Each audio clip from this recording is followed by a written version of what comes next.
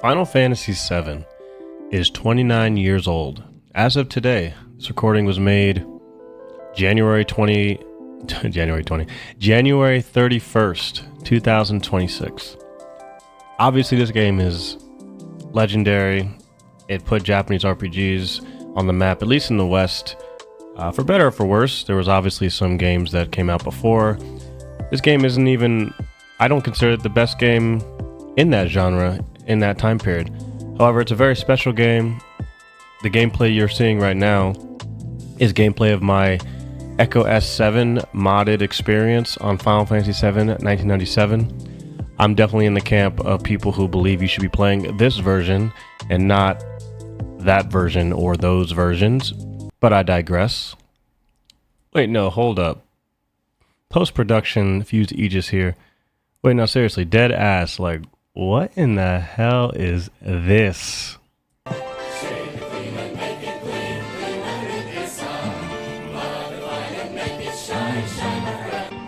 If you want to drink with us, you're gonna have to lose the helmets. No scout, no service.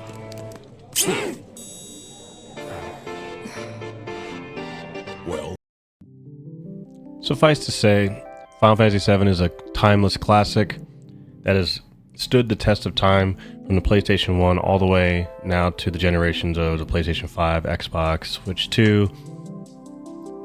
So when the company itself, Square Enix, announces a update to the game, an unnecessary update seen by most fans, it's going to draw a lot of ire and head scratching. What is Square Enix going to be doing? Are they going to be removing mods that we've been enjoying for a long time? Are they going to be making changes to the dialogue? A lot of ideas and concerns enter the minds of fans, people who play on PC specifically, because that's exactly what Square Enix did. So let's take a look at the update that Square Enix posted back on January 29th. An update regarding the re-release of Final Fantasy VII, the 2013 edition on Steam. So Final Fantasy VII was available on Steam way back in 2013. The post says, a new version is coming. Current version owners will keep access and obtain the new version at no extra cost, which is important.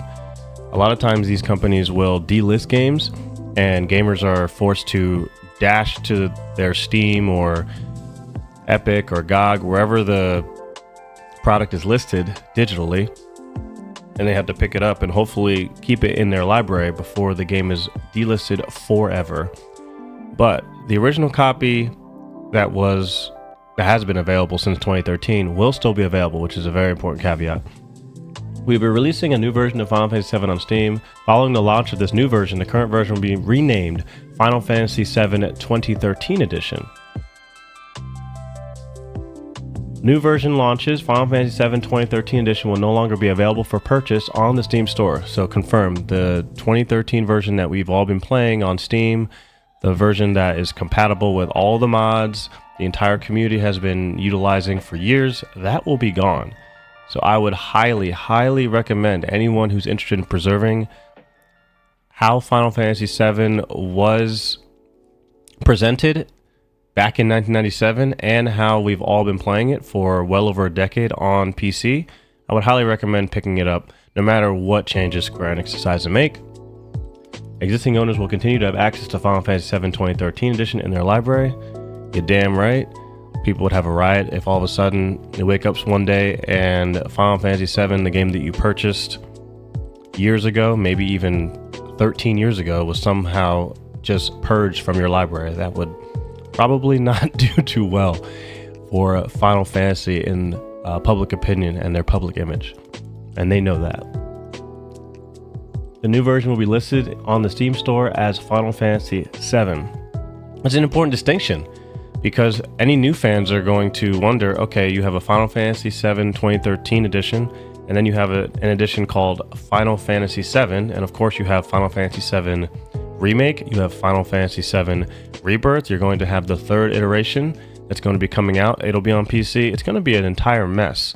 And it's going to be very confusing for people who just come into the series to figure out what is going on with all of these versions of Final Fantasy VII. And we already have that currently now. There's 3D versions that Square created that are very mixed products, mixed reviewed products.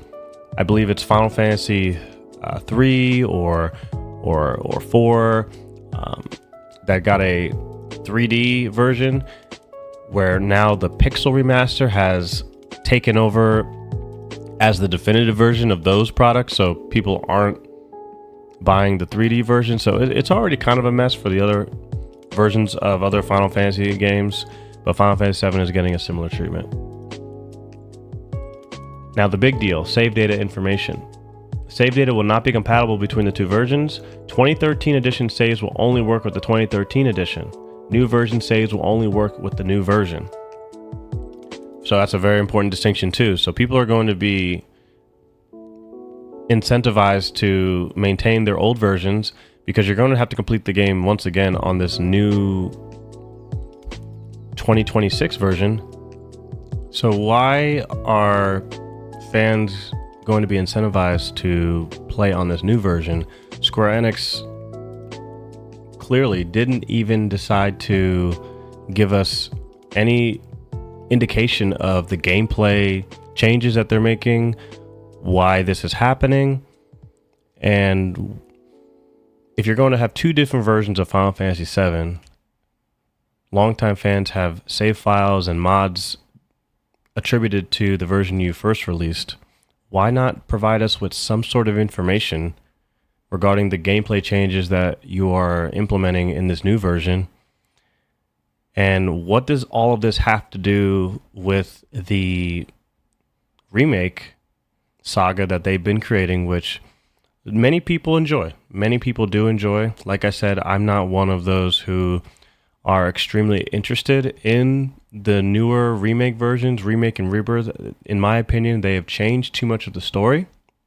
The graphics and the combat system are obviously highlights that I think I could probably enjoy, but I am delighted and very happy that I decided to experience Final Fantasy VII in its entirety the way it was meant to be played, the way it was designed by Squaresoft in 1997, released to the public. So it begs the question, what kind of gameplay elements are being changed? Why is Square Enix not providing us the information? So in my mind, it just comes down to, and they've said this on multiple occasions, they want people, especially the newer fans that are coming in, young, or maybe some of the older folks out there, they want you to experience Final Fantasy VII Remake and Rebirth. And my fear is that I think Square Enix is trying to change the narrative around Final Fantasy VII as an IP because they desperately want the trilogy remake to be the definitive way to play the game. And many longtime fans and passionate individuals who have enjoyed multiple Final Fantasy games have been very candid and outright in explaining that they want people to play the original Final Fantasy VII. And when you can get the original Final Fantasy VII at around $7, no pun intended, and you can download free mods that are fairly easy to implement, where you can get 4K textures, voice acting, all these bells and whistles, the way I experienced it here on my stream, that creates a very significant conflict of interest when it comes to generating sales and getting people to buy your product that cost a lot of money, time, and development resources to create. So from a C-suite and economic standpoint, it makes sense for Square Enix to try to, in a way, dissolve or make the original Final Fantasy VII become either more cumbersome or just filter it out in its entirety, which would be a huge tragedy. Like I said, this game is legendary. It's a classic. You can't get rid of it. People will not forget. And Square Enix is trying to make changes to not only Final Fantasy VII, but just other products, just gaming in general. Game companies are doing things like this. And I understand the confusion and apprehension when companies do things like this. So my opinion is that I thoroughly enjoyed the original experience with the added modifications, the extra textures, some of the changes to the character models, and the voice acting that was done by a group of passionate fans, Echo S7. You can go find the mods over there, Suna Mods. They have a Discord. Highly recommend it. An absolutely amazing experience that you can experience in 2026 that will be just as good, if not better, than any game on the market.